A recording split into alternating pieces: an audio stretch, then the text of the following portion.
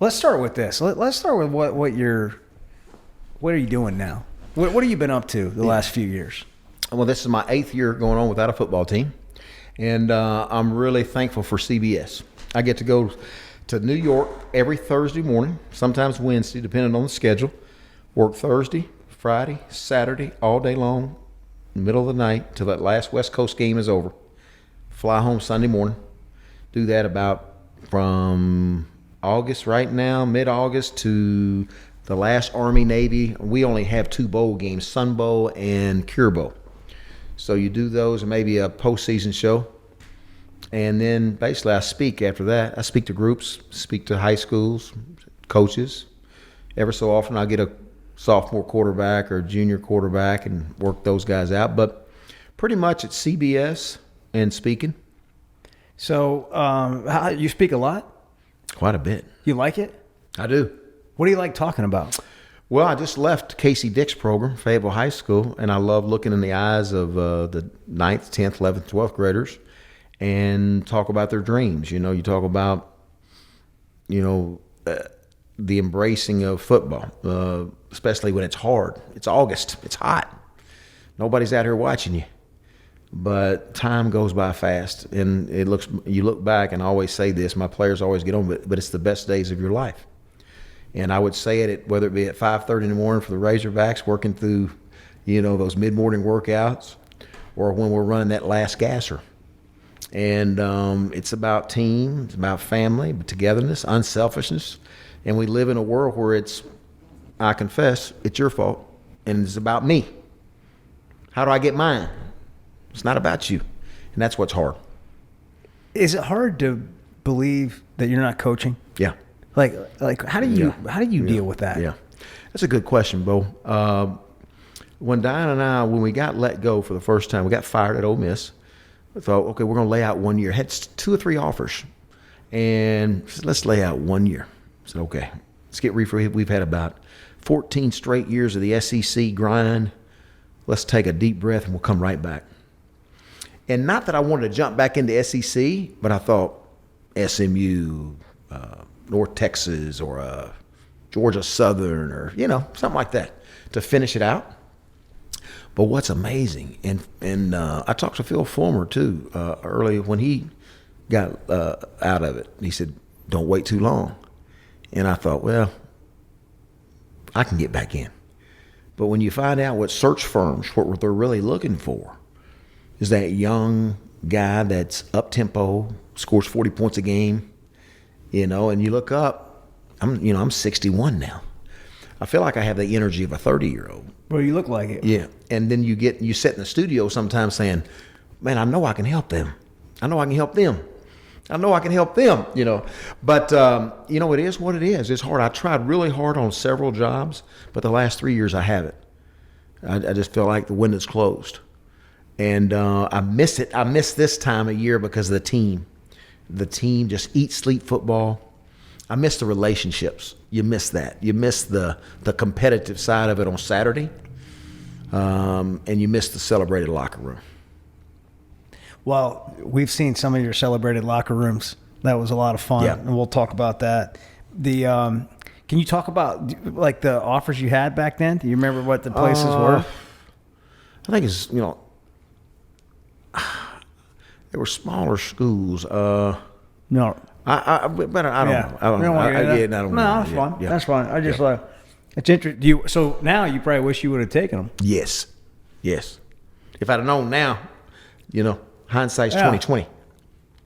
It's just kind of crazy to think about your story, and I don't know if I want to get into this now, but it's just like there are so many things that went so well for you, and then there were these couple of moments where you had it just ripped out from underneath you. Yeah. Whether it was in Knoxville in your first year, whether it was the SEC championship game, where you've got Florida on the ropes, both of those things were as close or closer than Arkansas has ever been in the SEC to hitting a watermark that they haven't been to. And then, you have such a good career basically at Arkansas, but it just sort of it ends in not the way that anybody would have wanted. Right. And then now here you are not coaching. It's just weird. Like you had because for a long time it was just such a great ride. Yes. Yeah. So how do you look at that? Do you look at it like man, I'm just grateful that I had the ride that I had. I am grateful. I'm very thankful. A lot of people don't get to be a head coach in the SEC. I was thankful for Murray State. I love Murray State, Boise State, all those jobs I had, even Ole Miss. But the thing that's tough is the day they say, "Hey, we don't want you anymore." That's the first time it happened in my life, and it's shocking now. It's a shocking feeling. And everybody always talks about, well, you got paid. Well, yeah, and I appreciate that, but I would exchange that in a minute, because that's going back to what we're talking about. That's what you miss. You miss the relationship. You miss putting together the team. And even to this day, I get texts and emails and phone calls from former players that always say some of the things we used to say: best days of your life, or don't let go of the rope, or so many things, that you miss. You miss that, and so it's just hard. You got to be thankful and go forward, because that's life. You had this kind of career at Arkansas, 75-48 in 10 seasons.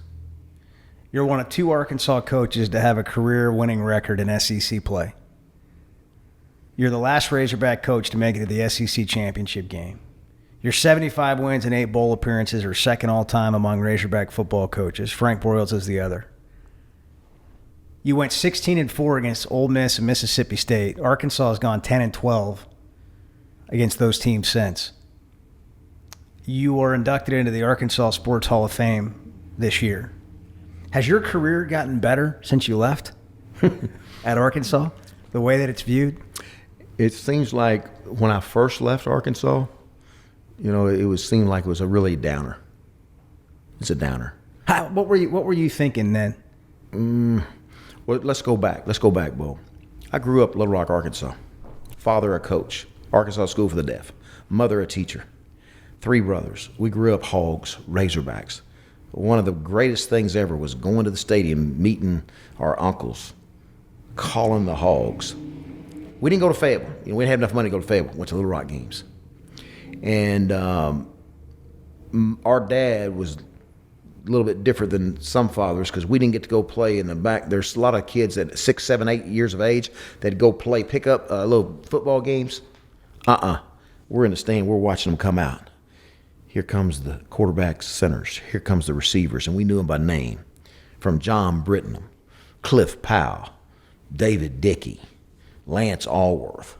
We can go on and on and on. Names, big-time names that I know, heights, weights. Harry Jones. I mean, it just goes on. So you have this, and then walking around the stadium, I'd ask my father at age 6 or 7, Dad, they're holding up 2 fingers and 3 fingers. What do they want? What are they doing? They need tickets, son. They don't have a ticket? No. Sold out. Sold out. Do we have our tickets? Yes. We're in the end zone. We got our tickets. And, it's an exciting time. Everybody's wearing red. Woo, pig, So how did that start? Let's talk about how you grew up. We'll get back to that other stuff in a minute. What was life like for a young Houston Nutt? Yeah, it was the most awesome there is, because you had a daddy that gave you the most important thing, T-I-M-E, time. He was a coach at the Arkansas School for the Deaf, 3 blocks from where we lived. Our playgrounds were the Arkansas School for the Deaf.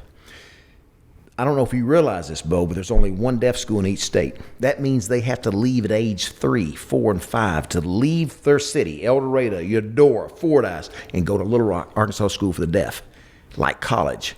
And they don't say, hey, Johnny, throw me the ball. You got to keep your eyes open, and you got to be able to sign language. Sign. Yeah. And once you could sign, you were in the family. So it taught me about this real early. I didn't realize. Asian, Mexican, African-American, white, Caucasian, didn't matter the tone of your skin as long as you could sign. And so right then I couldn't figure out why on weekends I'd ask my mom, why are all the deaf kids come to our house on weekends? They've seen my dad all week. All his players would come all week. They can't wait till Monday. They got to come see your dad. He's their dad. And so that sent a real message to me. And so you add that, football, basketball, baseball, all year long with the deaf kids. I got to play against Benny Fuller. Almer Lee would come up to the gym. Dexter Reed, Fred Allen, Lanky Wells. I played against the greatest, the great. They were always a little older, but those were our summer and playgrounds. And when school was closed for ice storms or whatever, what do? We go to the deaf school and play. And then you add that to Little Rock Central High School, the first integrated school in America. Little Rock Central High School, tradition. Played with some of the greatest. And we won championships, football and basketball and track. Now, I didn't have anything to do with track, but I rooted them on. But it was a great environment growing up. My brothers and I had a great life. It's just ball. No iPads. There wasn't any phones. There wasn't any IG Instagrams. It was ball. You go out on the concrete and asphalt and play. And you guys are tight as brothers and family. Still to this day. Right. Talk every day. And I guess your parents created that, like the way that they handled family. Yep. Every single day. I mean, we're close family. My mom's still living. My dad passed in 2005. And she was the English teacher at Arkansas School for the Deaf. They met at Oklahoma State. My dad played for two of the greatest basketball coaches in the world. Adolph Rupp at Kentucky, Henry Ibe of Oklahoma State. In my dad's junior year, his freshman roommate was who? Eddie Sutton. And I had the privilege to play for Eddie Sutton, and guess who his assistants were? Pat Foster, who I talk to this day. Gene Cady. Pat Foster lives here in Fayetteville. Pat Foster's a great basketball coach. He's from Camden, Arkansas. Tremendous. Taught me so much. Gene Cady. And we go on the trips, and I got to watch Sidney Moncrief, Marvin Delph, and Ron were the triplets. Jim Counts. Jim Counts was the best defender I've ever seen in my life. At 6'8", he would guard anybody. Otis Birdsong, all these guys on the other team that scored over 20, Jim Counts was on them. So you had all that, and so it goes back to the background, that question you asked about growing up. It was that background of mom and dad, family, togetherness. It was awesome. Competitive with your brothers? Let me tell you, one of the greatest ones is Bear Bryant's recruiting my senior year. He calls us to say, hey, I'm running a little late. I'm in Fordyce visiting some friends. I'm running late. So what do my brothers and I do? We go out in the backyard, 8-foot goal. It's 2-on-2. It is competitive. And, I mean, we're getting after it. That ball jumps over, bounces. It's a little volleyball because we wanted it at 8 foot so we could dunk and act like Dr. J and all this, Jerry West and all that. So, anyway, the ball bounces over, and there he is. There's no telling how long Bear Bryant with the houndstooth hat, he's standing there and he's watching. I said, Coach Bryant, I didn't know you were there. My mother's inside. She has the meal for you for the visit, and we can go in and eat and finish the game. I said, Coach, I know you don't want to watch. It's just my brothers and I were playing 2-on-2. I know you don't really want to watch this play. My mom has the food ready, and my dad's in there. Boy, I said, finish the game. We finished the game. And here's what was amazing. He walks in and tells my mom and dad, I got 4 scholarships for 4 Nutt boys. Really? He immediately walked in. He had us. And I thought I was going to Alabama. But the very next week, now you got Ken Turner recruiting me and for Arkansas. And Frank Broyles comes in. Of course, the Southern gentleman, just so smooth. And he's eating, you know how thin he is. He's 6'2". And my mom says, Coach Broyles, would you like another slice of apple pie? Now remember, Coach Broyles, 6'2", thin. He's had roast beef, mashed potatoes, gravy, homemade rolls. He's already eaten 1 slice of apple pie. And my mom says, Coach Broyles, would you like another piece of apple pie? Emma Jean, I would love one. And if you don't mind, send me the recipe, write down the recipe so I can take it back to Barbara. Well, the time Coach Turner and Coach Broyles leave, my mom says, you got to go to Arkansas.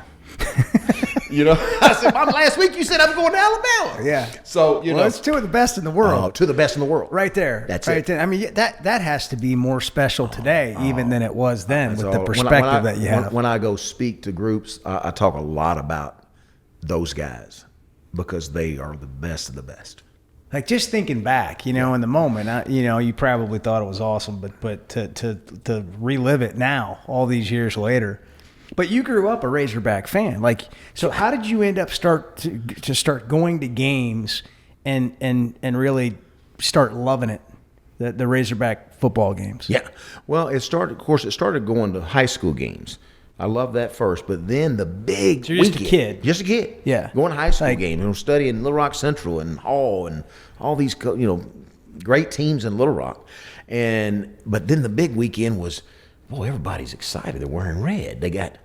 You hear Bud Campbell on TV saying, "Go Hogs, woo pig suey," call them the Hogs on TV. I said, Dad, everybody's getting excited about the game. Razorbacks coming to town. They're coming to town, and we'd always go early to hear the siren of the bus coming down. So you got to think about this as a little boy watching that bus come down and getting there, seeing Coach Broyles get off that bus, and to fast forward to think, we got to ride on that bus coming down West Markham and leading that team off the bus. You can imagine all the thoughts that went through my head because I've watched Coach Broyles do it. I watched him do it time and time again. And that's one of the reasons why we didn't lose in Little Rock except maybe once. Because I understood Little Rock. I made it special. When a lot of people we don't want to get it. We want to get away from Little. No, you don't, because Little Rock, used to be 3 or 4 games there, but Little Rock was a special place, man, and it was awesome. Well, and that goes into really you understanding a lot of things about Arkansas, but I mean, you were never going to Alabama. I can't imagine that. I mean, I can, given what you said, but right. But at the same time, that would have been a major turn for you. You're right. And it's just in you, right? Loyal. Like you just like Arkansas and being a part of that and how you came up was something that I thought you always that was your spirit. When and still is. Like from my perspective, how many sports did you play as a kid? Did you play everything? Only 3: football, basketball, baseball. No soccer. Pretty much the only 3 that existed then. Like that's like the Henry Ford comment. You can have any color you want as long as it's a black Model T, right? Like right. That's right. You can play. I only played 3. The only 3 there were. You played, so you played everything. And did you play baseball in high school at all? Yeah. No, I didn't play. See, our high school didn't have baseball. Yeah. You had to play, junior deputy or Lamar Porter. Yeah. You had to play it on another league. Right. So you played basketball and football and you went to college and played both. Played both with the greatest coaches: Frank Broyles, Lou Holtz, Jimmy Johnson, Pat Jones, and was that a hard decision when you transferred to Oklahoma State? Yeah. They changed coaches, right? So Broyles was no longer coach. Went to Lou Holtz. One of the reasons too I didn't go to Alabama because I thought Bear Bryant would retire, and so Coach Broyles, who's the best, went with him. Lo and behold, he retires my freshman year. In comes Lou Holtz, who is awesome, motivator, disciplinarian. He plays me in every game. I came in the 3rd series every game, but I was a slow quarterback running the veer, which really wasn't meant for me, but he made it happen. Mike Burlingame was my center, still lives right here in Springdale. Had a lot of team. Robert Farrell was a high school teammate. He was here. I had a lot of good things happen. We played a lot of ball and contributed. But I felt like, man, it seemed like Coach Holtz, it was tough on him because he'd get out of Little Rock on that bus and there'd be some fans. You going to play Nutt today? Well, Ron Calcagney was the best one to play in his offense. There's no question. The guy was a running quarterback. And I know Coach Holtz got tired of that. And he was pretty rough on me, He made me a better player, thinker, and he was hard on me. But and the reason I know we have a great relationship, I transferred and I came back to work for him. After I got through working for Jimmy Johnson, after I graduated for 3 years, now I go work for Lou Holtz. He hires me back as a grad assistant. Yeah. So, what would you learn? What was your takeaway from Oklahoma State? You played basketball and football there. What would be your snapshot of what you got out of that experience? Well, first thing is transferring. Everybody thinks the grass is greener. It's not. Everybody thinks transferring. I got to go do that. If you look at today's world transfer portal, who transfers the most? Quarterbacks. Quarterbacks want to play. It's not like a linebacker receiver where you can get in a rotation. If there's 3 wideouts or 4 wideouts, you're fine. Linebackers, there's 3 or 4 linebackers, you're fine. Quarterback is different. You want to play. So I loved Oklahoma State. When my mom and dad went there, my brother was there. Met Diana there. I mean, there's a lot of great things about Oklahoma State. I loved it. The best thing happened is I had, for me, in my path, a guy that thought I was going to the NFL or NBA. It helped me in coaching. Why? I started out with Frank Broyles, Eddie Sutton, Pat Foster, Lou Holtz. Then you go to Oklahoma State, Jimmy Johnson, Pat Jones, Dave Wanstead, Jim Killingsworth, the basketball coach, Paul Hansen, the basketball coach. So you had all those different things you were just sponging up. You're learning from all these different coaches. That helped me in my career. Let's go through your coaching career and catch up to Arkansas. Just walk us through, how you got into coaching and where you went. Well, again, I thought I was going to be, playing in the NFL. That was the goal, but it didn't happen for the first time, really. I was always picked first from the time I was 6 years old. I was really picked first in the street games, whether it be pickup games, junior high. I was picked first. I mean, you were an elite, pretty good young athlete. You were. I mean, you were really good in high school. Yeah. Did some good things, had some good teammates, but my name wasn't called, and so I never will forget Jimmy Johnson saying, "Hey, I heard you didn't make it." I think one NFL camp lasted 24 hours. Were you bummed out? Like really bummed out? Like, and I just had surgery, and I was already made me slower, dislocated patella, and so I was really bummed out. And so Jimmy Johnson got through jogging, one day in Stillwater. I'm just coming out of the car. Says, "Hey, I heard it didn't work out. What are you going to do now?" And I was going to give him a great answer. Coach Johnson, I'm going to keep working because I know I'm supposed to be in the NFL or NBA or both. Okay. Well, until that time comes, you still like 3 hours, right? You're on scholarship. You'll be in Iowa Hall. You're going to be my freshman coach. You'll be looking over the freshmen. I said, "Yes, sir." But underneath my breath, I said, "Who is this guy with this consort hairspray? Not one hair out of place. He's been jogging 3 miles. Going to tell me to go take this $1.65 an hour job." And little did I realize, if I would have said no, he would have had me replaced. There's 50 resumes on his desk. That was the start. That's where I'm thankful for Jimmy Johnson. He allowed me to get started. And when I got on that side for the first time, I was bummed out. But the night before two-a-days, big conditioning test, all the little freshmen come in Iowa Hall. I got 7 little young men, 17, 18-year-old, all on the edge of my bed. Coach Nutt. It was the first time I was called Coach Nutt. I looked behind. I said, "Dang, they're talking to me." "Yeah. What's Coach Johnson going to do to us tomorrow?" I said, "Well, sit down. Let me tell you." And I knew right there, that night, I was supposed to be a coach. Really? I had all their dreams in the palm of my hands. And I always tell our coaches, be careful now what you say. You may not think they're listening. But that first night of 17, 18-year-olds, I'm telling them we're going to run 16 110s. And you got to do it by this time. They're nothing but their eyes. I had them just hypnotized. Yeah. So it really hit me like, God, I got these guys. They're really listening to me. I got to be careful what I say. And so from that night on, I was in. And then at the end of two-a-days, Jimmy Johnson says something in front of the staff. Pat Jones, Dave Wanstead, Tony Wise, all these coaches I looked up to. Frank Fulks says, we didn't have one freshman quit. We didn't have one freshman kick out a window. Didn't have one freshman really late for anything. That credit goes to Houston. And I punched Pat Jones. I said, "What did Coach say?" "He's talking about you. You helped these freshmen." And I couldn't wait to run tell Diana. Diana's at Stillwater. I go, "You ain't going to believe this." I said, "What?" "Jimmy Johnson bragged on me in front of all these guys." Sometimes, even the ones that love you the most pour cold water. She says, "You talking about that $1.65 an hour, John?" "Are you talking about where you live in that boys' dorm?" I said, "Yeah." See, she had things like a checking account. She was a geologist. She had a refrigerator. She had a couch. Yeah. She had apartments. She had a car payment. But she had real life things. And Right. I'm going on about my third or fourth year of a grad assistant. You say, are you sure? Is this what you're supposed to do? Is this what you want to do? I said, yeah, this is it. So you started the journey. Started the journey, and that's the way to say it. It's a journey. Because the journey, if you look up that definition, is that trip. And there's highs and there's lows, man. There's highs and there's lows, but that's what it was, is a journey. So you go, your first full-time job as an assistant. Okay, here we go. Oklahoma State, about 3 seasons. Arkansas, a year and a half. Then we find out Coach Holtz gets fired. That's the first time I've witnessed with my own eyes, the first time I've seen a coach get fired. University of Arkansas. Here comes Coach Hatfield. Hatfield's trying to decide. He keeps me for the spring. Lets you help David Lee, the quarterback coach. You help him and help us in academics. I said, okay.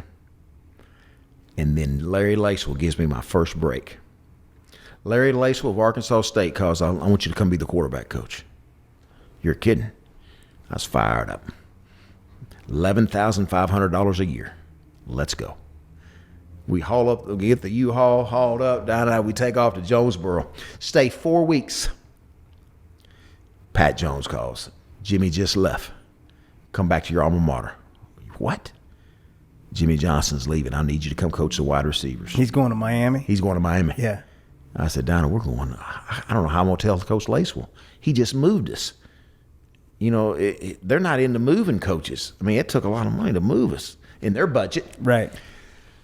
Go to Lacewell. I'm beating around the bush. I said, Coach, he says, you got the game, you got your fundamental schedule practice. He's going through questions for the practice. I says, Coach, I hate to do this to you, Coach. Pat Jones called. He's going to offer me an Oklahoma State wide receiver position. Not now. I know it's right for 2 days, Coach, but I got to take it. And so I haul around, he hemming around, finally says, get out of here. Get yourself out of here. You know you need to go there. Go. You know, one of those. Yeah. But, yeah. Coach, so really Coach Jones gave me my first big break. And we stayed 8 seasons together. And it was awesome. Barry Sanders, Thurman Thomas, Hartley Dykes, Leslie O'Neal. We're rolling. And then Jack Crow hires me over here. Come back to Arkansas. Learned a lot from Jack Crow, too. Jack Crow's very smart. And we didn't have the seasons that we wanted to. But I learned so much from Pat Jones and then Jack Crow. And then Danny Ford came in. And Danny Ford said, I don't know if I'm going to keep you. You got to prove to me you can recruit. I said, okay. He says, can you recruit? I remember him asking me point blank, can you recruit? I said, I'm the best recruiter you got. Prove it. All right. I go about 2 weeks, I'm going hard, recruiting. Then I get an offer to be the 5th interview at Murray State. And I'm thinking, I don't know if I really need to be at Arkansas. I didn't have a good feeling with Danny, you know. I wasn't really one of his guys. I didn't know him. He was testing me. He was pretty hard, you know, core. There wasn't a cozy relationship whatsoever. And I said, Coach, I want to go. I'd like to go interview at Murray State. Murray State? For what? I said, the head job. I don't think you'll get it, but I'll tell you what, if you go over an interview, you better make sure you get the job. And so I go back to In other words, don't come back. Yeah. So I go to Coach Broyles. I said, Coach Broyles, should I go interview for this job? I got a chance to interview at Murray State. Yes, you should. That'll be great experience. I said, well, Coach Ford doesn't think so. Well, Coach Ford is trying to get his team and his staff aligned. So you can understand that. He's going to play hardball. But it'll be okay. Go interview. I go interview, get offered the job. And then I got friends of mine in the profession saying, wait a minute. You got an Arkansas assistant job, and you're going to go take a Murray State 1AA job? And this is, just for some perspective, this is before we got into the kind of contracts that we have now, where every assistant's making well over 6 figures in major college football. That was not the case. That's a good point. Then, so it's not like you you gave up a $700,000 job for a $500,000 job. It's like I was making 56 or 57 at Arkansas, and you're going to go make 52 or 53 at Murray State.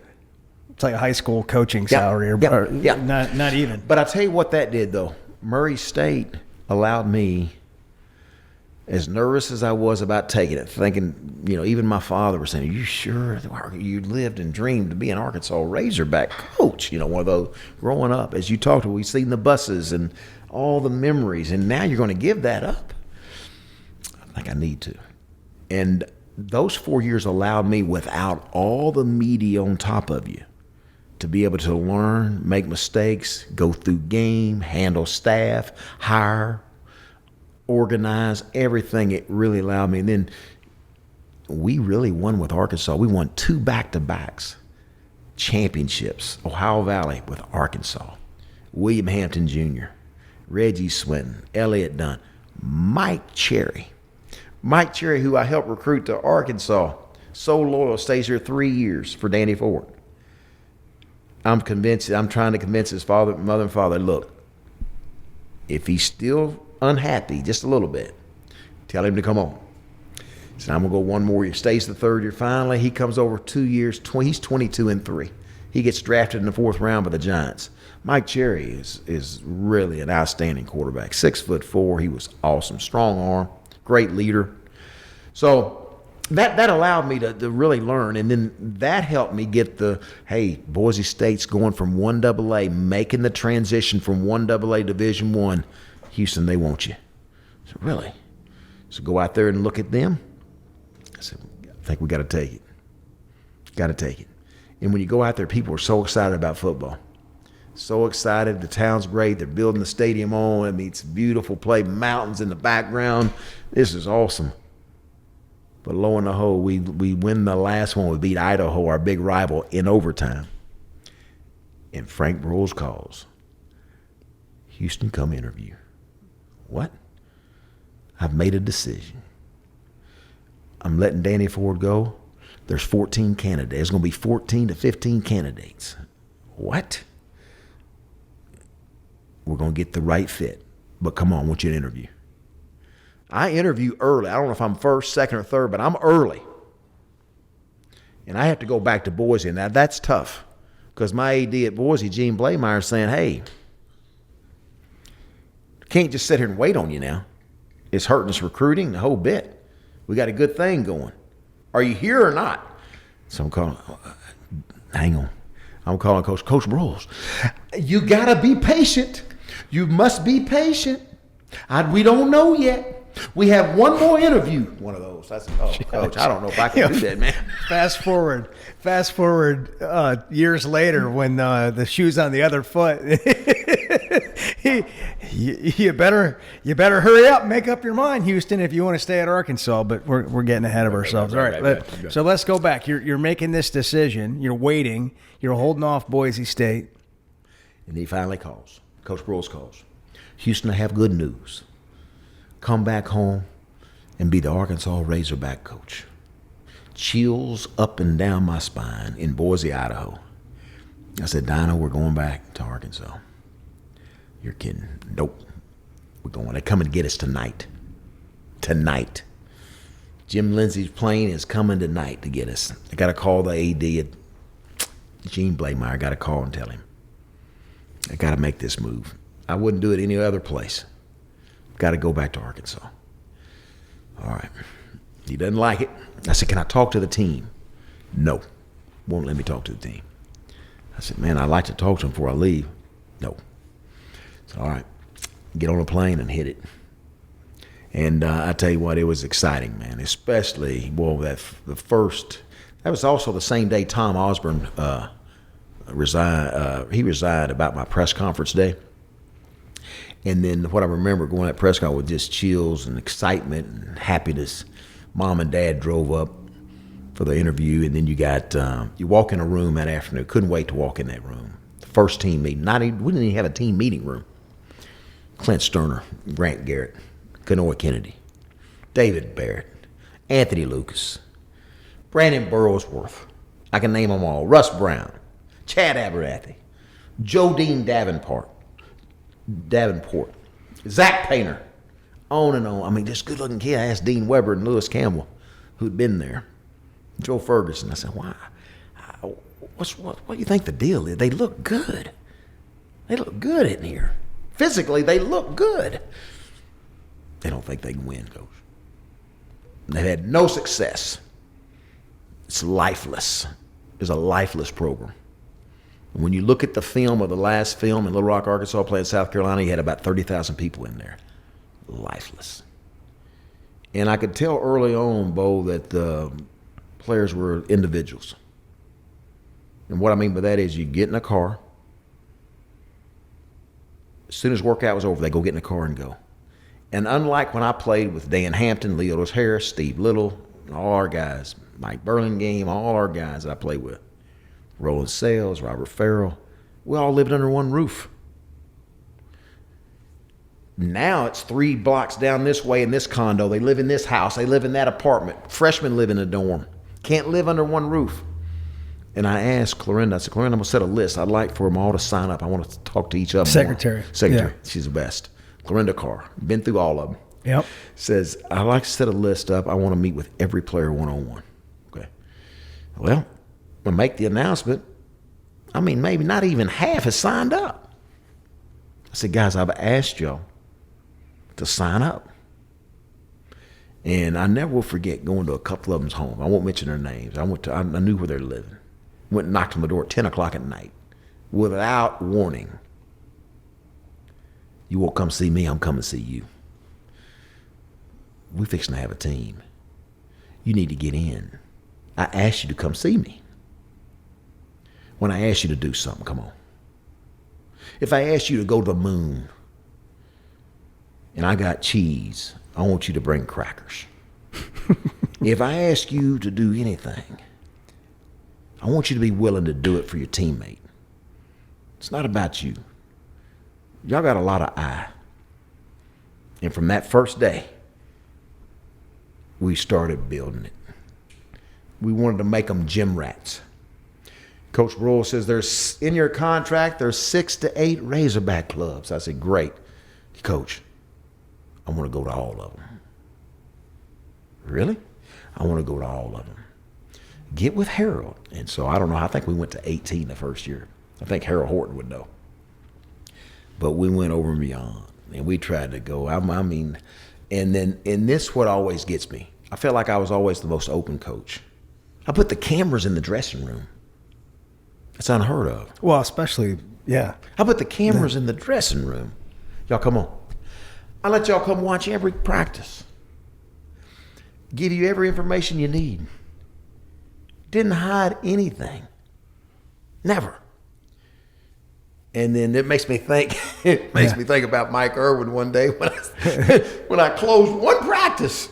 I closed one practice because somebody took a phone and videoed something. I said, I'm going to close this one on this next one. And everybody went nuts. And I like to see their reaction as you fast forward 20 years or however long I've been gone. I like to say, hey, who was the most open coach? I'd like to know. No question.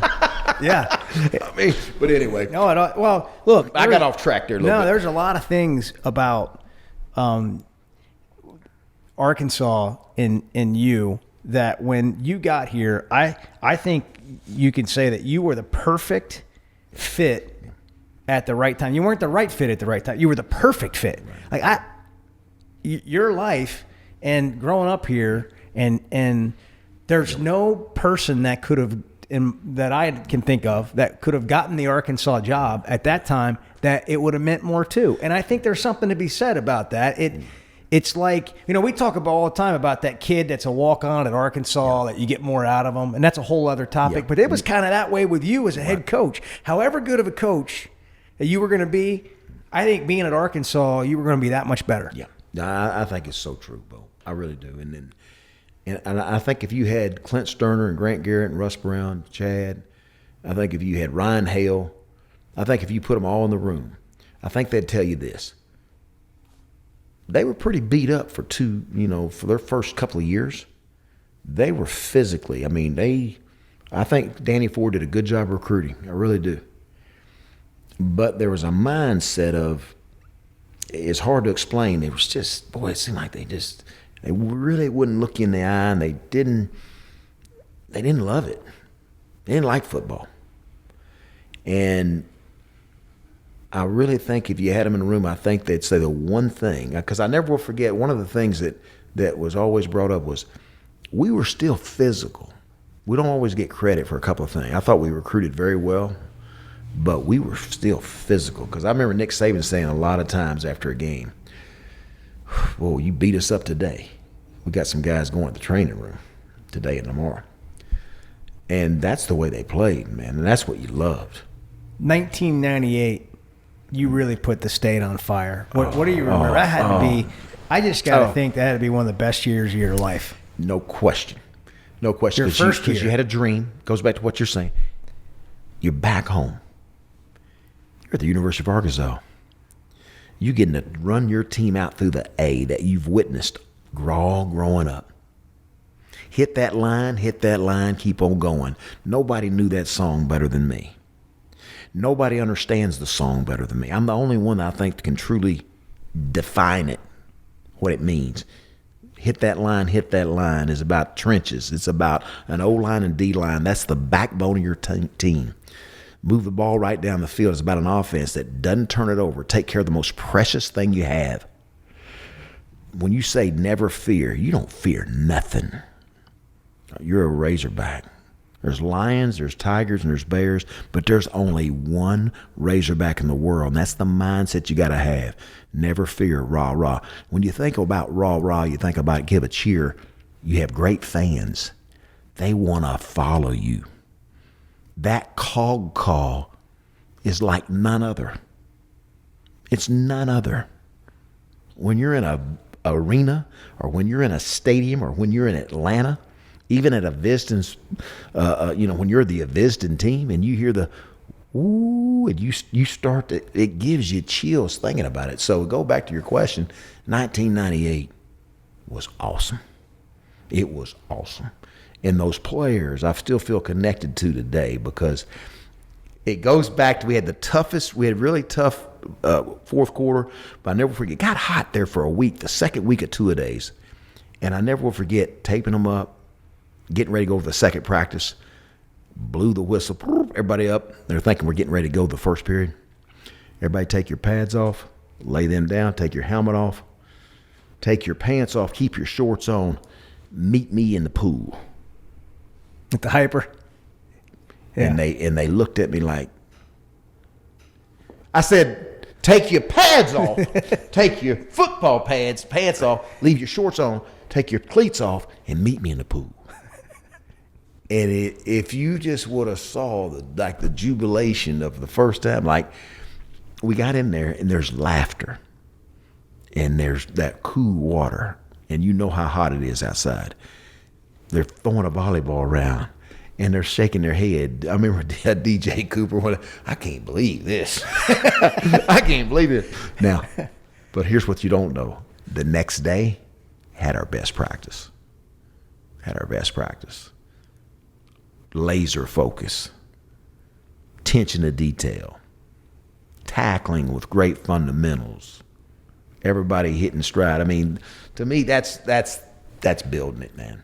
Yeah, you connected with them. Yeah, and what they needed, and not every single year you had was like that. No. But we went over the years that you did have here, and they were really good.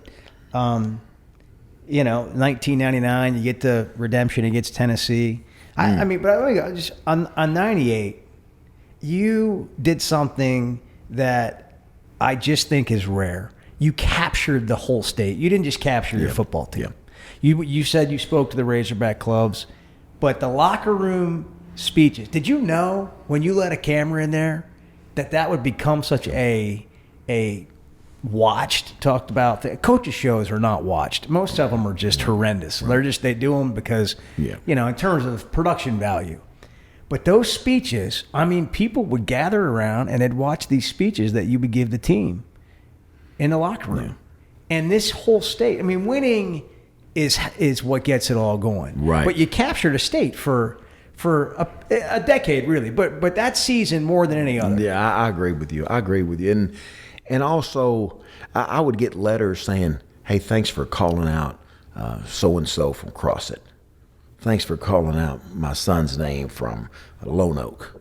And mentioning our town. Yeah, you'd say the town. You'd get that. Yeah. Say the town. Yeah. I think it's important. On your show, yeah. Yeah, because they're in there watching in that cafe.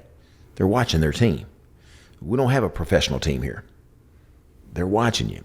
And that's what you really try to How'd pull. you know? Like, how'd you know that? Was it from your dad being? Yes. All those kids coming from all over the state that were at the school. Arkansas School for the Deaf. Yeah. Come from all over the state. So that's that where it helped started. you realize that this whole state's really, when you became connected, when you became the Razorback coach. And also, when I'd go to Fordyce to visit my grandparents, I'd go in just to get a Coca-Cola or something. I'd hear somebody over there in the background.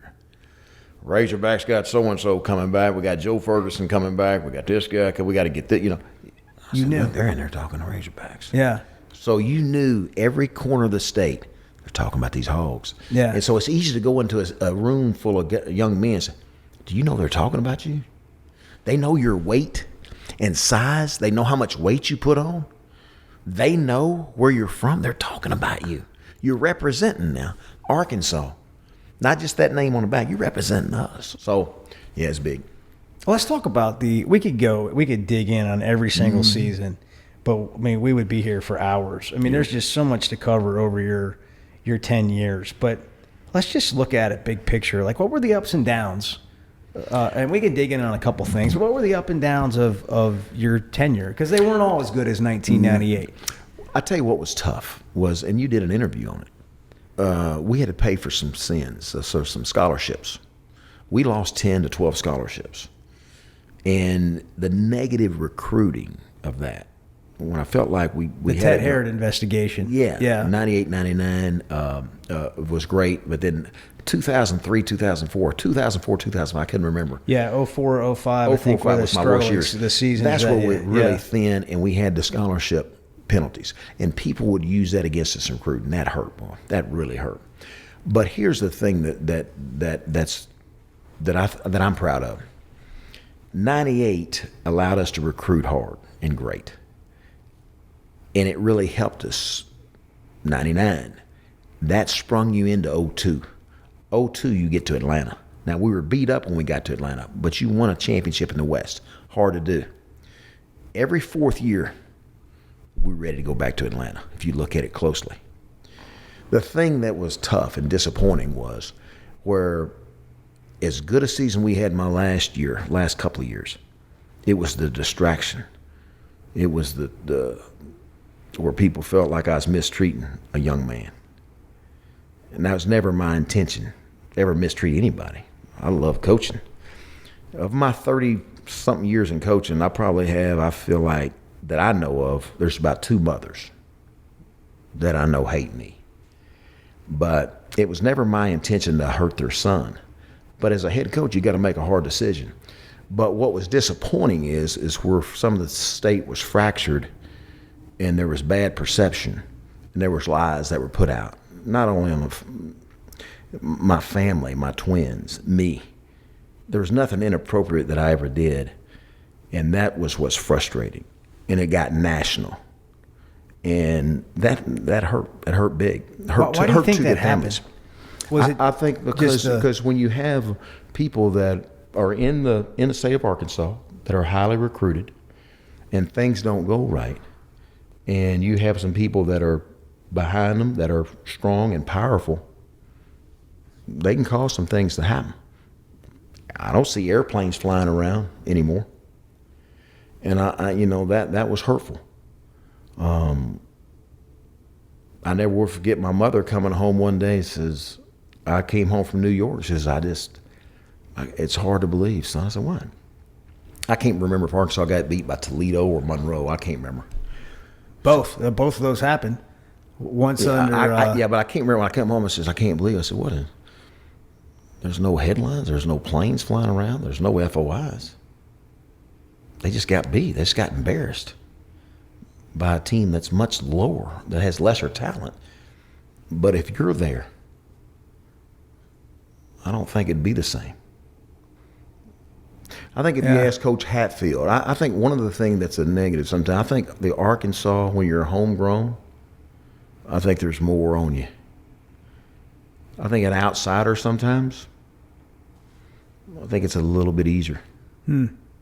Well, everything's going to be very personal when your heart is so in it, like yours was. But, observing it for the last 20-something years, it's interesting because it's like what's great about our state is also what's bad about our state. And you want to talk about New York, what's great about playing for the Yankees is what's bad about playing for the Yankees. And so when things don't go well, and you spoiled some people. Yep. I mean, there were some really, great things. And the other thing is this. Somebody told me when Jeff Long got fired, the Arkansas athletic director of 10 years, he made it 10 years, they said. That's really good for a CEO in today's world. That's really good for an athletic director who's got a board that's going to rotate and things are going to change. You made it 10 years as a coach. And it's just really hard to be somewhere 10 years or longer as a coach. It doesn't make it any easier, but it's just the perspective over the years. But here's the thing. Here's what I see. It's never been the same since you left. It's never been the same since you left.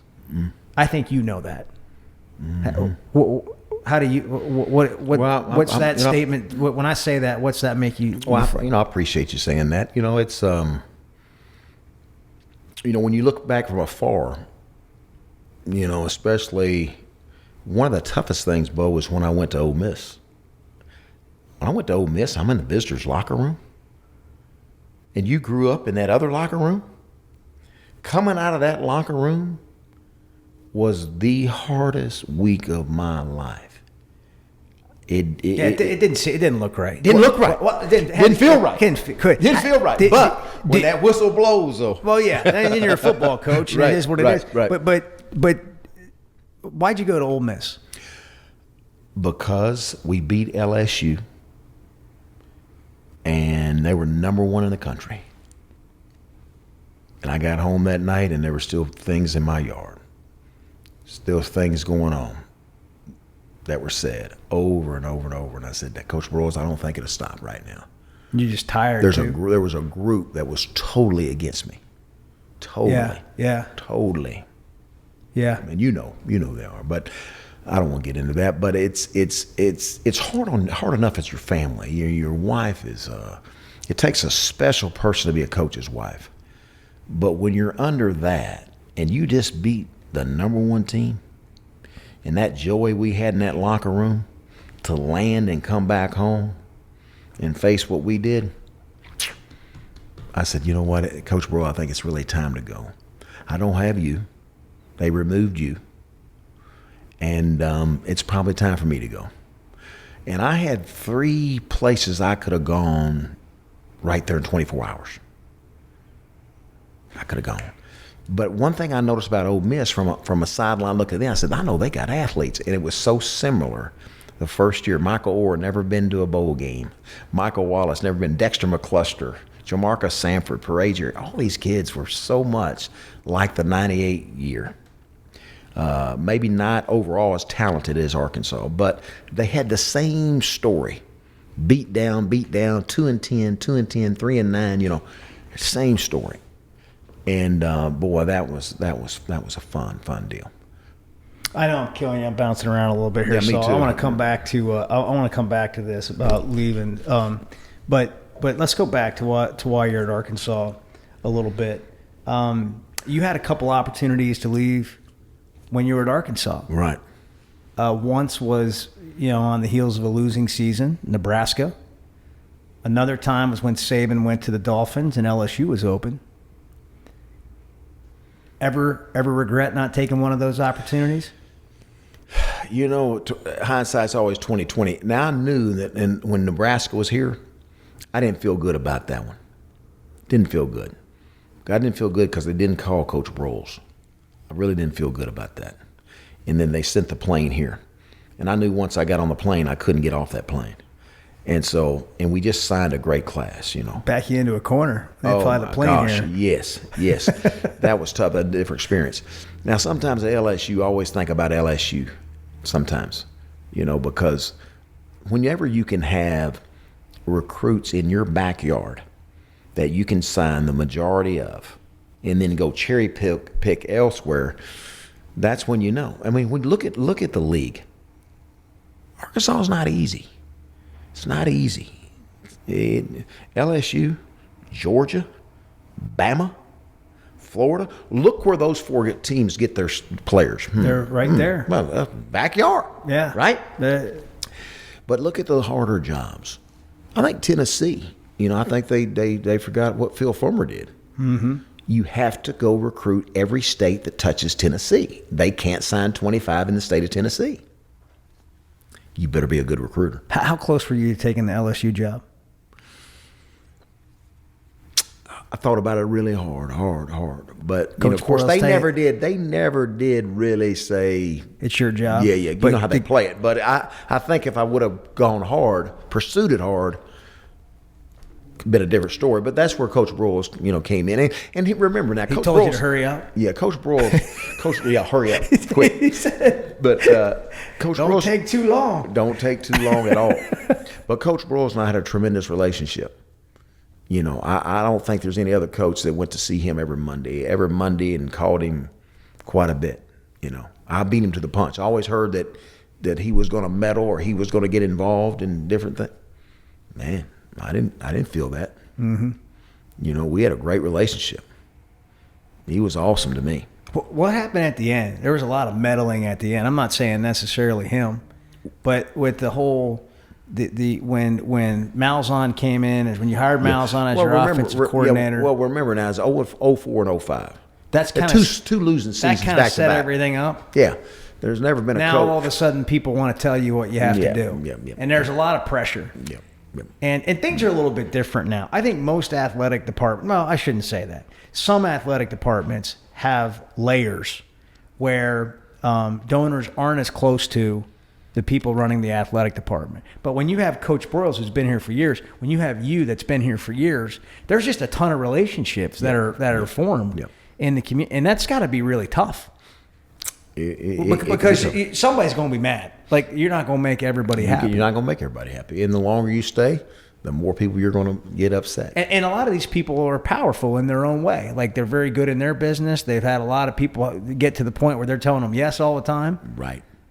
No, you're all over. So was that stuff, that's kind of like the last couple of years, though, that feels like that's what was it like to deal with that? Well, because you got a dang good football team. Yeah. I mean, you go play for the SEC championship, you should have won it. No question.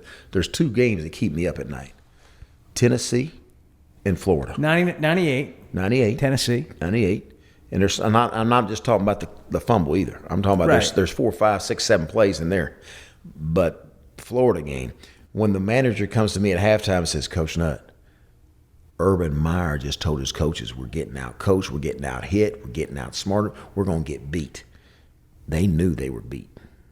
That's coming from Coach Meyer. Mm-hmm. They knew we were ready. And boy, just when he faked that punt on the -14, you knew, boy, they're struggling. But you know, we don't know. Anyway, what are we talking about, man? That's what we're talking about. I want to talk about that game. Like, what do you wake up thinking about with that game? Oh, that was like, because you know we're outright SEC champions. We got them. We've outplayed them. There's only 6 teams in this league that have ever won the SEC championship, and it goes back to what you were saying. They're all the ones with the massive recruiting bases really close to the school. And here you are on the doorstep. Had it. That makes you sick. Makes you sick. How were you having so much success that year with some of the drama that was going on behind the scenes with the 5 Springdale recruits? Coach Malzahn was there, but you guys on the field, you're playing. You're balling. That's where it comes back to this. Got a great relationship with the players. They would fight for me. We were close. That door shut in that meeting room, we were one. And you had a strong group of seniors and juniors that owned it, took full ownership. Then I had an AD. I had a Coach Broyles that was, with me in the foxhole. That makes a difference, boy. When I know that, it could be us against the world. It doesn't matter. As long as I got this group, we'll go fight anybody. I thought and think, looking back on your career, that you were an incredible recruiter. And you had, I think at that time, people would just say, well, Houston's got this personality and so that helps him in recruiting and whatever. But if you actually go look at the players that you had and the number of players that played in the NFL on defense, where it's so hard when you don't have a built-in recruiting base to put together a great defense, because you got to have numbers to be able to do that, right? Because everybody in high school, they're going to play offense, and so you can see teams getting good on offense. It's hard to really be good at defense at a non-traditional power, in my opinion, just based on what we've seen over the years.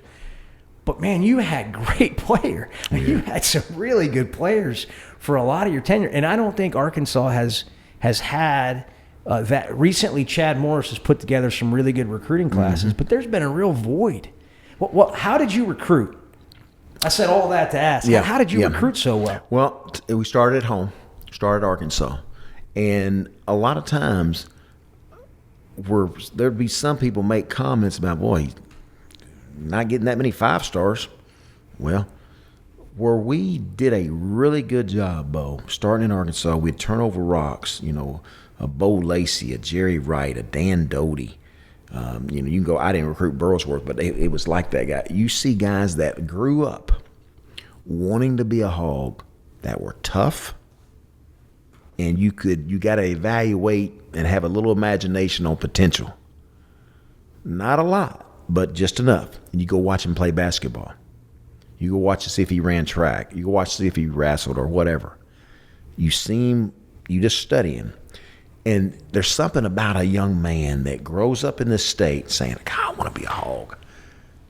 You put him on in this locker room with that 4-star from Texas, all of a sudden the 4-star goes up from Texas. He I know he's a 3-star, but I better pick it up. This guy has he got Razorback blood in him, boy. It's that kind of deal feeling that we did such a good job. Nobody really knew about Kenny Hamlin. Danny says, hey, I got a guy I seen on a basketball court we got to have. Now, his football film didn't look that good. He had a couple of offers. We saw him on the basketball court that first time. We got to have him. Tall, rangy guy. Oh, my gosh. Tony Bua, who I live about a mile from now. Tony Bua, I love him. He was too small for most people. I'll take him. Unbelievable heart. So I'm answering the question a long way. We may drop down a couple. Sam Olajubutu, wrestling champion. Not going to get highly recruited. Why? 5'8", 5'9". I'll give up 2 inches. Because his heart, his mother and father, same way with Tony Bua. Tony Bua still is probably one of the leading tacklers in the history of Arkansas. Yeah. I watched him the other night. I saw the Kentucky in the longest overtime game, Kentucky-Arkansas game. What does he do? Makes a couple of big-time hits, and he recovers the fumble to win the game for us. That to me, Caleb Miller, Fred Talley. You can go on. There's so many examples. All guys that played so hard. That's what I remember. Your team, and you mentioned it already. Chris Houston played so hard. Chris Houston was phenomenal. Batman was a highly recruited guy. You put Batman with some guys from Arkansas that will fight and have pride.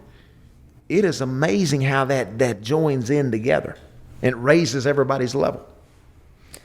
I think that we touched on this too, but the way you understood Arkansas led to and being from Little Rock, led to the way Little Rock was when you were here. And things change and they evolve, and I don't know if it would still be exactly that way or not if you'd been here coaching this whole time. But that was a different time. It was the way Little Rock was then.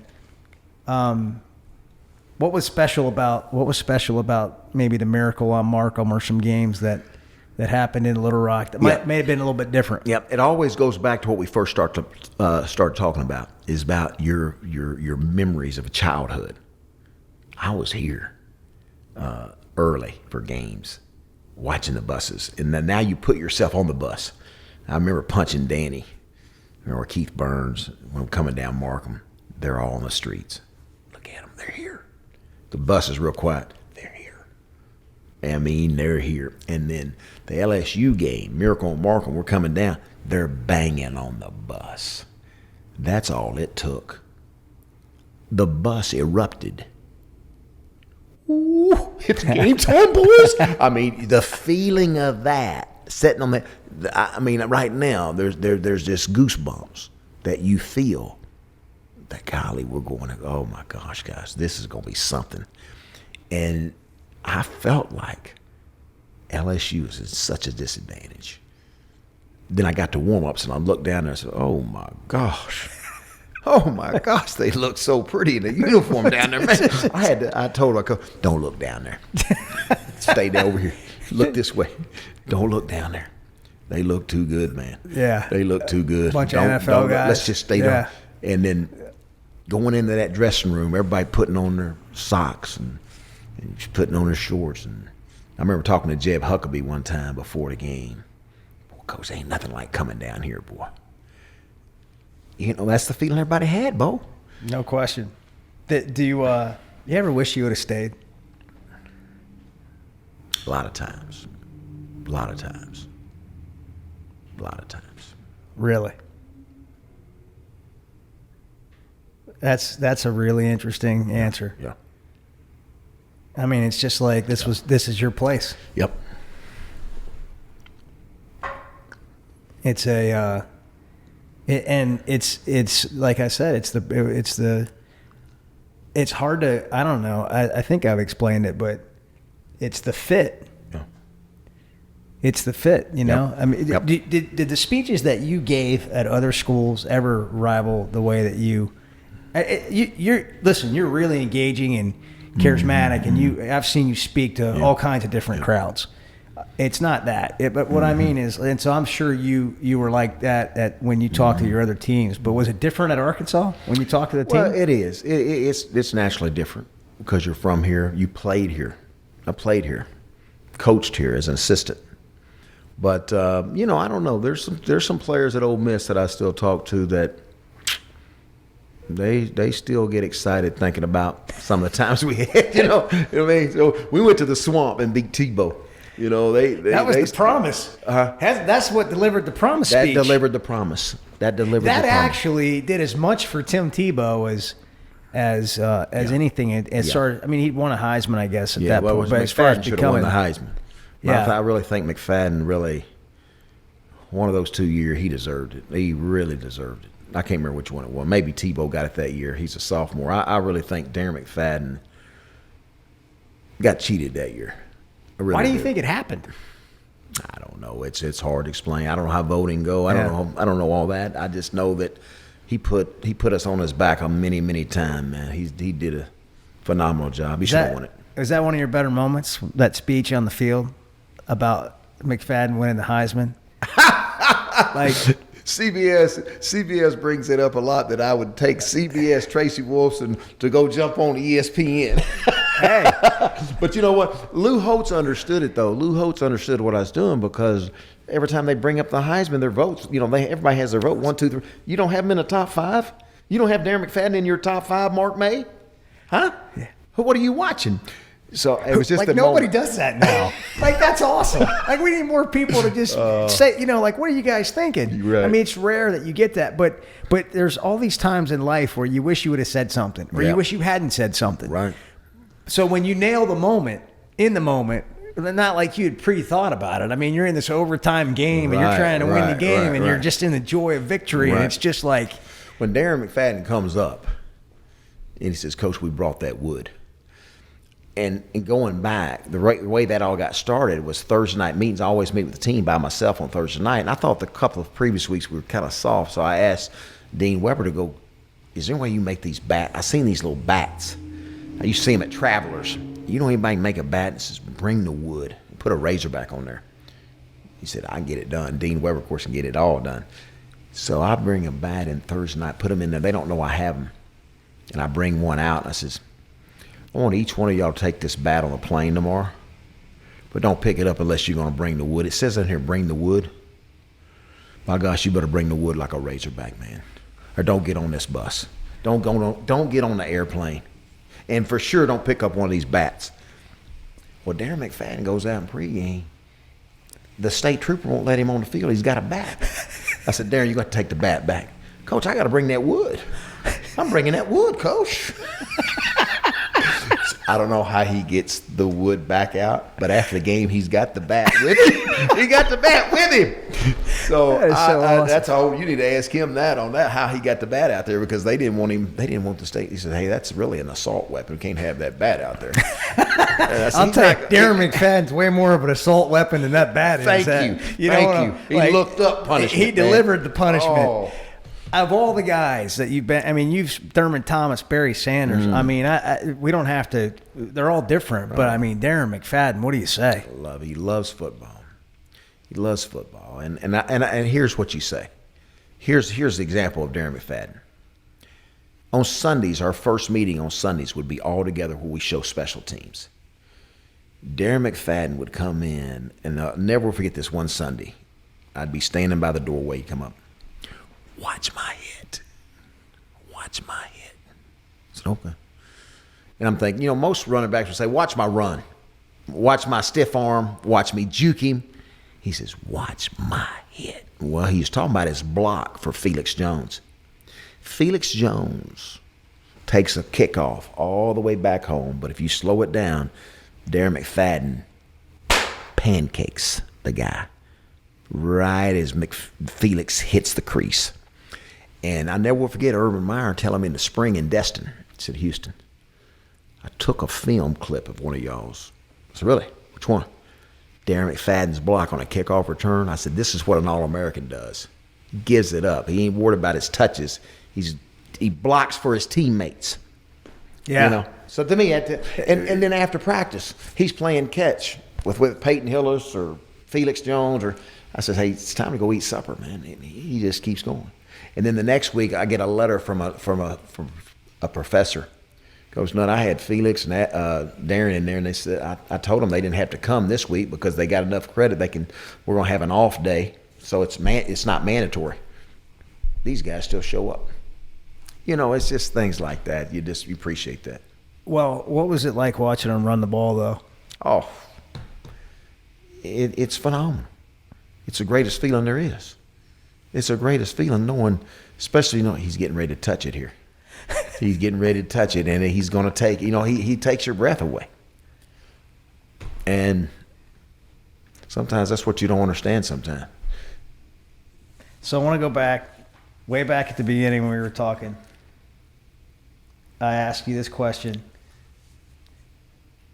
So how are you feeling? What was on your mind when you were leaving Arkansas to go to Ole Miss? At that time, I was just, we were pretty tired. We were tired. And it felt like I fought as long as I could fight. And when Coach Broyles was now at the foundation and not the athletic director, when I had that last conversation with him, he understood. When I had that conversation with him, because when we got back from on the bus, I called him, LSU game. I got on the bus, I called him. Coach, great job, Coach, great job. Meet me in my office tomorrow. You got to stay. You going to stay. We're going to fight this thing. So, all right. Because we talked previously about, Coach, if they're going to remove you, I'm probably going to go. Because they want me gone too. He didn't say much there. But when we won the game at LSU, he says, we're going to stay. And then we had a good long talk with Jim Lindsey. And he said, you don't have the votes, Coach. You're going to be removed. And Houston, you can stay. But, you're going to have to fight some things. And what I felt was bad about that is the year that we had. If you look at the year that we had, we either go Cotton Bowl or Citro. I think we went Cotton Bowl that year. You got a chance. It's really good to see. You got recruiting going well. but there's just the negativity of things, of rumors and rumors of it was ridiculous. And I said, you can't live like that every day. You can't go to work feeling good, especially come home. Some of the things are in our yard. It's probably time. 10 years. And so I got rejuvenated when you get to another place and they got open arms for you. You know, you get rejuvenated. Now it was hard. Like I said, coming back to Fayetteville that first game, you go right back to Fayetteville and that dressing room, in the visiting dressing room, man, with a different shirt on. That's tough. But now once the game started, it was on. Do you feel like your relationship with Arkansas fans, whatever it was then, is way better now? After all these years, you know it's funny. Because, I'm not saying you had a bad relationship, right, but I mean it was right. just there was some friction and there's yeah, lots. yeah, but it yeah. just seems I feel like people appreciate even more now. Yeah. You know, I don't know. I'm not around here like you are. You know, and I appreciate you saying that. I don't know, but here's what I do know, Bo. When I go to the airport at DFW, and I take off to CBS, 20-something straight weekends, it's amazing how many Razorback people are in that airport. And how many of them come up and say, Coach Nutt, miss those days. I remember the game at Tennessee, Coach, in Fayetteville. I helped bring the goalpost down. Coach, I was at Baton Rouge at your last game. Coach, I was at the Cotton Bowl when you beat Texas. You know, you have those. And Dinah's noticed it too. You know, when she goes with me once a month to CBS, she says, seems like they want a little bit more pictures now with you compared to when. Yeah. Well, I mean, I think people understand maybe what some of them didn't understand. I mean, what you know, time gives perspective. And you know, when you were here, you had a great relationship with all the coaches in the athletic department, right? Man, I tell you what, I love our Norm DeBryan, one of the greatest, right down the hallway, and he had wisdom. He was smart, really good guy to listen to, great coach, built the foundation. Of course, Dave Van Horn's been awesome. Robert Cox was in there. Great guy, man. Awesome guy. Just great personality. Of course, Danita and Clarinda and all of them. We had a great family atmosphere. John McDonald wasn't always in there, but great. Awesome guy. Of course, all he does is win. Right. And here's what was great about that recruiting segment. I could go in a living room, Batman Carroll, Richard Smith, Tony Hugo. Here's what I can promise you. 4 national championship rings. What do you mean, Cole? We're going to win 4 football? We're going to try to win 4 football national championship, no question. But here's what I can guarantee you. You're going to win 4 in track. Maybe 5. I can guarantee you that. Yeah. Your bonus, the track speed, Coach McDonald's got the distance. He's got pole vaulters. He got we need you for long jump and relays. You're nothing but bonus points. You're going to win a national championship ring. I can promise you that. That was an amazing deal now. Yeah. It's interesting to think about all the guys that ran track and had success when they were here. And when you rattle off those players, again, that goes back to recruiting of how many great players, you know, you had. I mean, those are some dudes right there. How about Jason Peters still playing? Yeah. Do you know how many NFL players you had at Arkansas? You need to look. You need to know that. Let me look it up. You need to know that. But coaches, under the Broyles building, we were close. We're really close knit group. Yeah. How have things changed?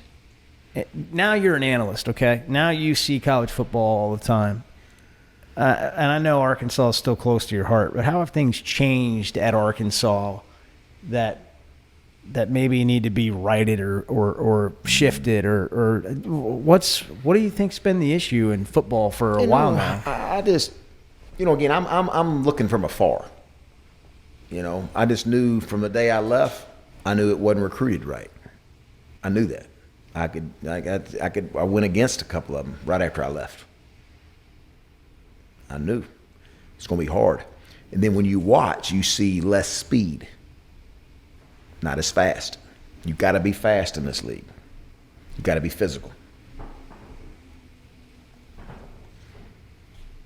33 NFL draft picks. Wow. Well, I know we had 6 first-rounders. I know we had 6 first-round picks, and that's pretty good. You had 33 NFL draft picks. You can hang on to that. Yeah, I just got that for you. You want to add the 6 rounders to it? No. No, I just want to see something. That's a lot. It's a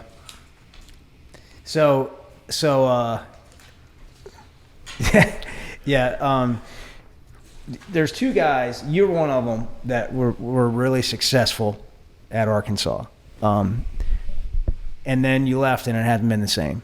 One of them was Nolan Richardson. One of them was you. You had this great relationship with all the coaches in the football building. What was your relationship like with the Hall of Famer Nolan Richardson? Coming in, Nolan Richardson and I were fairly close. We're pretty close.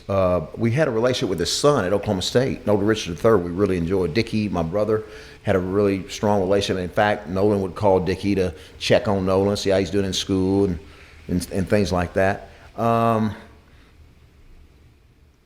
First 2 years, really great, but for some reason there in the middle, I don't know what happened. Things changed, where he took us to court.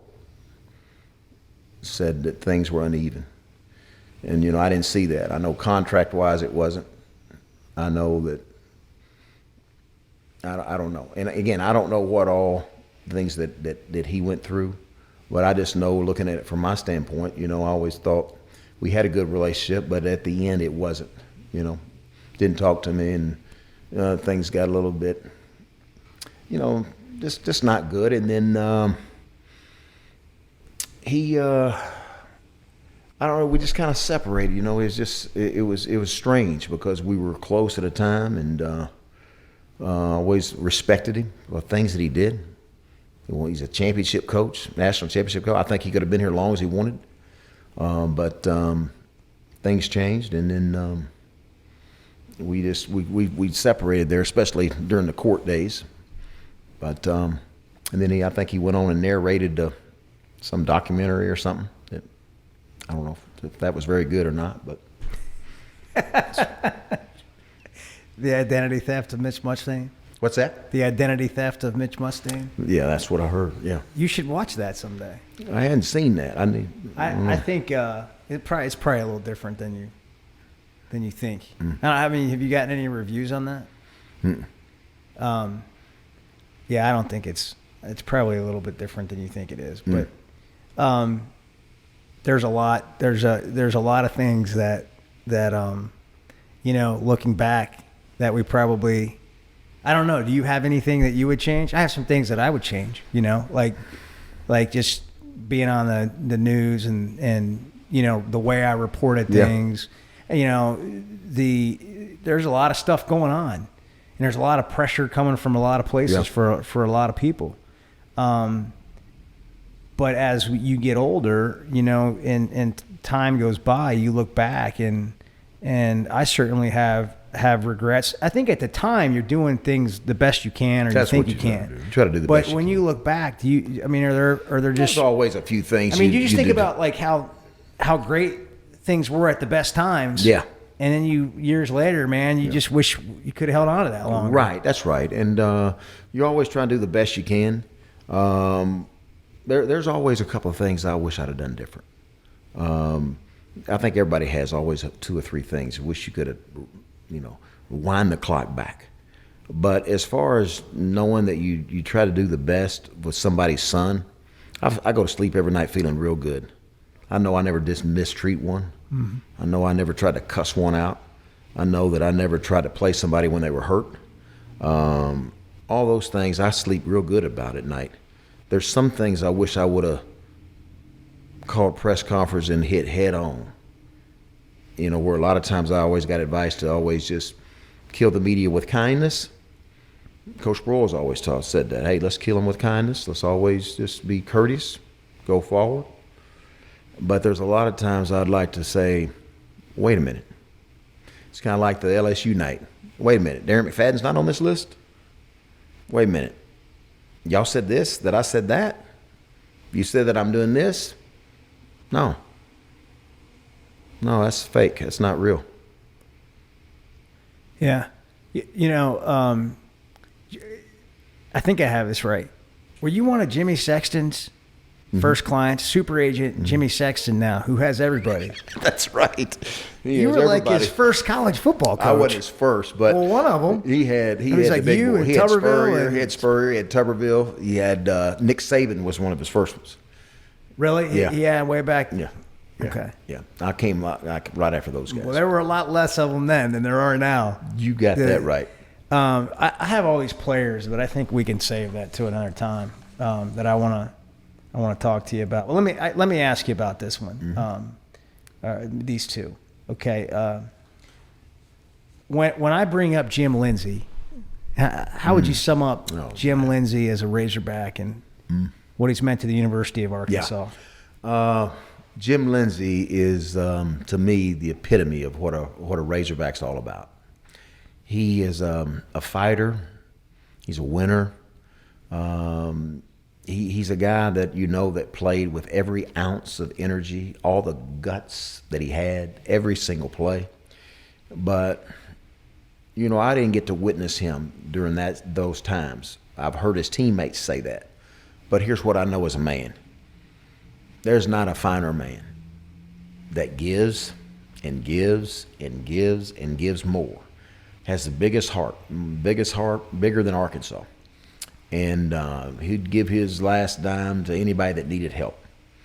And he was the backbone. I think the combination of Frank Broyles and Jim Lindsey was an unbelievable team. When you look at the things that they did, after the first year, Coach Broyles didn't say much but at the end of the season, he comes in and says, what do you need? What do you really need? Need a team meeting room. Done.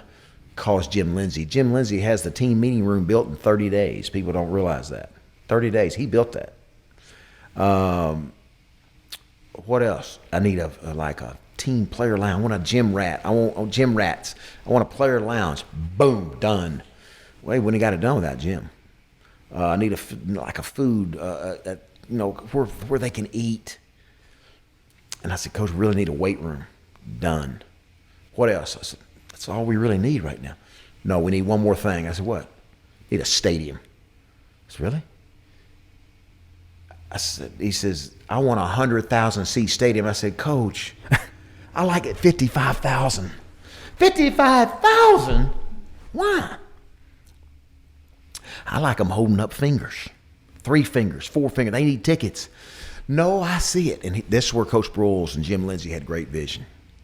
Let's build that stadium. Now, I helped talk them down in the number. Don't do 100. They wanted to do 100. I said, go down. I really wanted 60. They did 72.5 or whatever it is now. Yeah. But it's beautiful, man. It's a beautiful thing. I mean, he had this vision. And he didn't have it when we first got there.